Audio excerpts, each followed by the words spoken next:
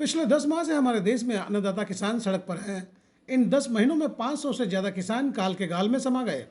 धरना प्रदर्शन का दौर आज भी जारी है, पर देश के मुखिया के मुंह से एक शब्द आज तक नहीं फूटा है।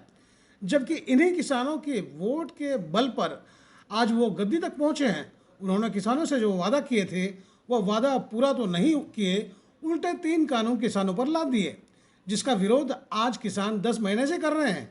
पर सरकार किसानों की मांग मानने को तैयार नहीं। आखिर देश के प्रधानमंत्री की क्या मजबूरी है? वह किसानों की बात सुनने को तैयार क्यों नहीं है? गद्दी पर बैठने के बाद वह अपने आप को देश का राजा समझ बैठे हैं और प्रजा को गुलाम। उन्हें इस बात को नहीं भूलना चाहिए कि वो जनता के लिए आए हैं।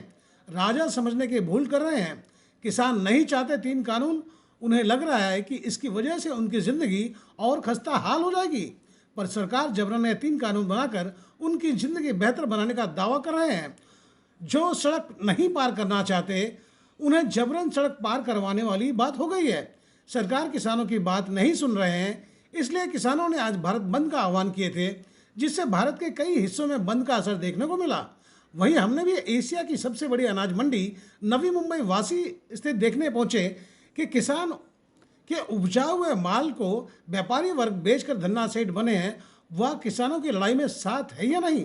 आपको जानकर हैरत होगी, नवी मुंबई एपीएमसी बाजार पूरी तरह से खुला नजर आया, पर जनता मार्केट से दूरी बनाई हुई थी, जिसकी वजह से उनका धंधा ठंडा रहा। पर किसानों का साथ वह नहीं दिए। वहीं कांग्रेस के पदाधिकारी भाजपा के कार्यप्रणाली की निंदा किए। हमने इस अवसर पर जब मार्केट के व्यापारी वर्ग से बात किए तो मिला जुला जवाब मिला, लेकिन एक व्यापारी भाजपा की नीतियों की तारीफ के पुल बांध दिए और किसान को ही गलत ठहरा दिए। आपको बता दें कि नवी मुंबई दाना बाजार, मसाला बाजार 90% व्यापारी गुजरात के हैं, जहां से हमारे प्रधानमंत्री और गृह मंत्री आते हैं। अगर आप गलती से भी अपनी अडानी अंबानी के हित चिंतक बता दिए तो यह वर्ग तिलमिला उठते हैं। उन्हें नहीं भूलना चाहिए, गुजरात ही भारत नहीं है, कई और राज्यों को मिलाकर देश बना है।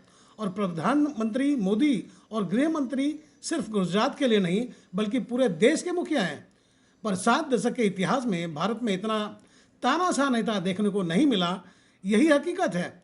किसानों की मौत का मुद्दा भारत के इतिहास में दर्ज होगा और उनके मौत का जिम्मेदार किसे कहा जाएगा यह आप बेहतर जानते हैं।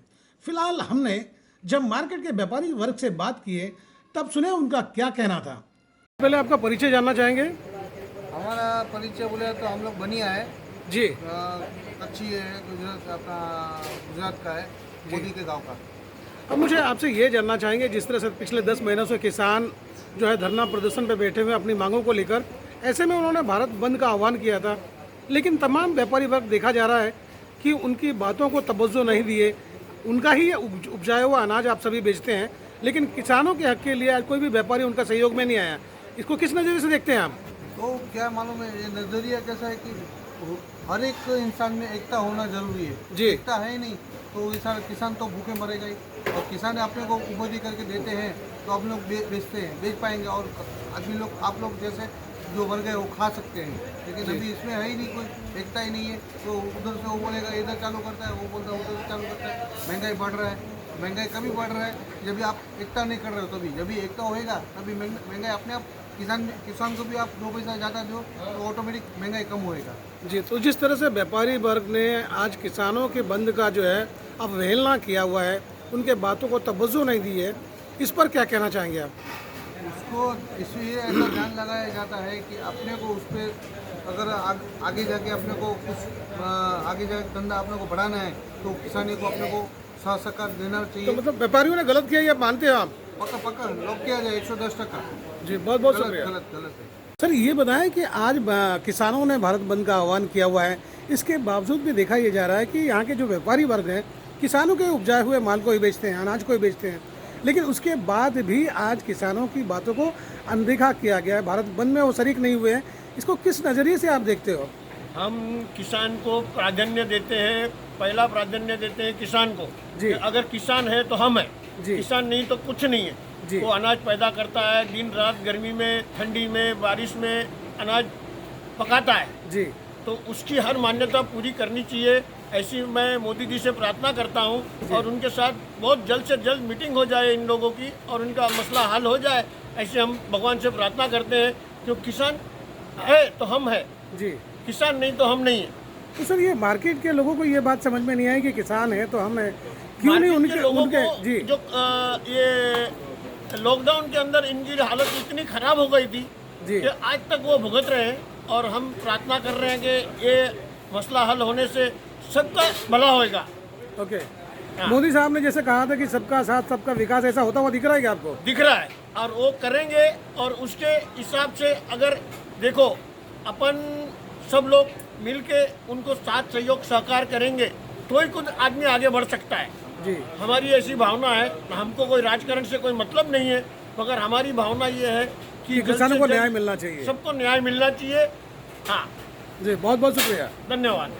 जिस तरह से आज भारत बंद का आह्वान किसानों ने किया है, और जाहिर सी बात है कि जितने भी व्यापारी वर्ग के लोग हैं उनके उपजाए हुए अनाज को ही बेच रहे हैं। आज क्या वजह है कि व्यापारी वर्ग आज किसानों का साथ नहीं दिए हैं, बंद में वो साथ शामिल नहीं हुए हैं? किस नज़रिए से देखते हैं आप इसको? बात नहीं है तो किसान बैठे हैं ना, वही किसान है। आजकल किसान है तो अपन जी रहे हैं, जी बात सही है, लेकिन बहुत दिन से बंद चल रहा था। जी 1-2-1.5 साल से आदमी लोग परेशान हैं, जी तो बंद रख के भी कोई मतलब नहीं। उनका जो माल इधर आ रहा है वो बेचना भी जरूरी है, जी। वही जरूरी है। इसके लिए हम लोग अभी बेचना चालू है। तो आपको लगता है कि किसानों ने जो आह्वान किया था वो सही है या गलत है? भारत बंद का जो आह्वान किया गया है, कुछ लोग इसमें शरीक भी दिख रहे हैं। नहीं, ऐसी बात नहीं है।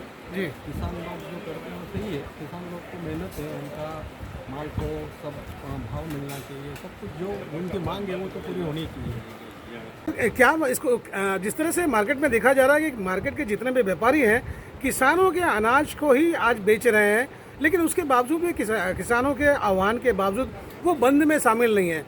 क्या वजह, किस नज़र से देखते हैं इसको आप? यहाँ जो किसान आ रहे हैं उनका जो माल बेच रहे हैं उनको उनका वैल्यू मिल रहा है, जी तो ये एक समझो कि हम लोग इसके अंदर नहीं जाना चाहते। आज गवर्नमेंट भी उनको बहुत सारा सपोर्ट कर रही है, गवर्नमेंट फार्मर्स को नहीं कर रही है ऐसा नहीं है। तो पिछले 10 महीने से फिर वो लोग बेवजह बैठे हैं, आपको ऐसा लग रहा है? हाँ, मुझे तो ऐसा ही लग रहा है कि ये पॉलिटिकल 500 किसान से ज़्यादा जो मर गए हैं वो भी राजनीति की वजह से मर गए, आपको लग रहा है? किसी के बहकाव में आके वो बैठ गए उसके अंदर। बहकावे में आके जो 3 जो काले कानून की बात की जा रही, जो किसान मांग कर रहे हैं कि उनको रद्द किया जाना चाहिए, या रद्द करने के लिए उसका बेस भी तो होना चाहिए ना सर। जी। क्यों रद्द कर दिया जाना चाहिए, उसका आंसर भी तो उनके पास होना चाहिए। आज 80% फार्मर तो खुशी है ना, उनके अकाउंट में सब कुछ आ रहा है, सब फैसिलिटीज उसको मिल रही है, उनके अनाजों के दाम मिल रहे हैं, उनके अनाज बिक रहे हैं, माल मार्केट में आ रहे हैं, माल उनको सही दाम भी मिल रहा है, तो क्यों ना मतलब आप ये समझ रहे हैं कि किसान जो आंदोलन कर रहे हैं वो गलत है? फिलहाल तो गलत है। वहीं आज नवी मुंबई में कांग्रेस के नेताओं से बात किए और उनसे पूछे कि महाराष्ट्र में एनसीपी, शिवसेना और कांग्रेस का राज चल रहा है, तब क्या वजह है जितना आंदोलन कांग्रेस कर रहे हैं उसका साथ देते हैं एनसीपी और शिवसेना नजर नहीं आ रही है? तब देखें कांग्रेस के नेता क्या बताए।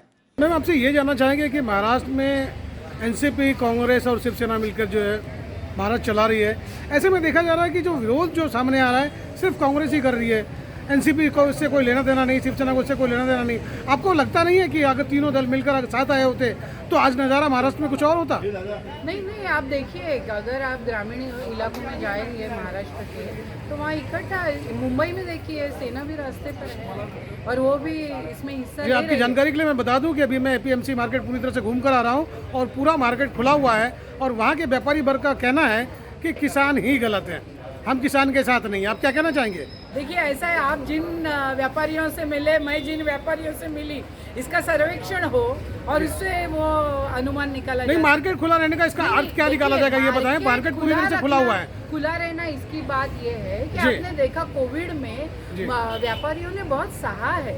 अगर 1 घंटा भी कोई बंद रखता है ना तो इसका मतलब है कि मन से वो सपोर्ट करता है। आपको नहीं लगता कि अगर शिवसेना और मन से भी साथ में आ गए होती और एक बार ऐलान कर दिए होते कि आज बंद तो बंद, नज़ारा दूसरा दिखता? क्या लगता है आपको? देखिए ऐसा है कि जितना कांग्रेस पार्टी से हो सका हमने किया है, अलाइनमेंट की है और रूरल एरियाज में भी किया है। यहाँ जो है आप ये मान के चला जाए, यहाँ का जो एनसीपी है ना वो पूरा का पूरा बीजेपी में चला गया जो पहले था। तो यहाँ शिवसेना के बारे में क्या कहना चाहेंगे? उन्होंने उनका देखना चाहिए, उनके बारे में। शिवसेना के बारे में कुछ कहना चाहेंगे? शिवसेना भी आपके सहयोग में नहीं उतरी है सड़क पर? शिवसेना बेसिकली ये शहरी पार्टी है, मतलब वो जो शहर के इलाके हैं उसमें उनकी ज्यादा किसानों के अनाज तो उनके घर तक भी पहुंचती है। ऑफ कोर्स वो सपोर्ट तो उन्होंने, उनके पर्चे वगैरह निकले हैं, उन्होंने उनका लॉजिकल सपोर्ट डिक्लेयर किया हुआ है, लेकिन जितना मिलना चाहिए उतना नहीं मिला, आप ये मानते ऐसा हैं? मैं नहीं कहूँगी। देखिए वो हमारे मित्र है, हम अच्छा, आखिरी सवाल आपसे करना चाहेंगे मैम, ये बताएं कि जिस तरह से आज यहाँ पे आप लोगों ने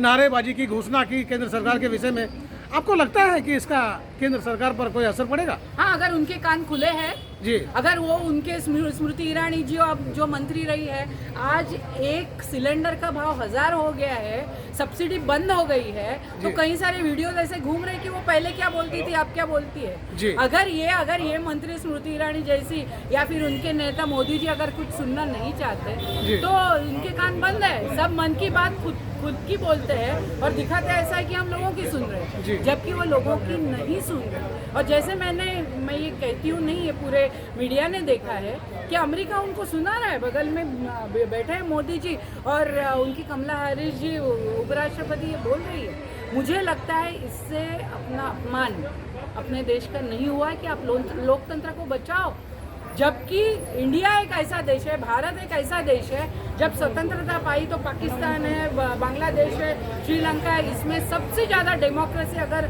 पनपी है तो भारत में पनपी है, और उसके लिए अमेरिका अपने को सुना है, इससे बुरी चीज़ कोई नहीं है। और हम वही कहते हैं, मोदी जी आपसे हाथ जोड़ के विनती है कि लोगों का सुनिए जी, मन की बात खुद की कृपया मत कीजिए। और किसान यही कहना चाहता है, आप उनसे बात तो करिए।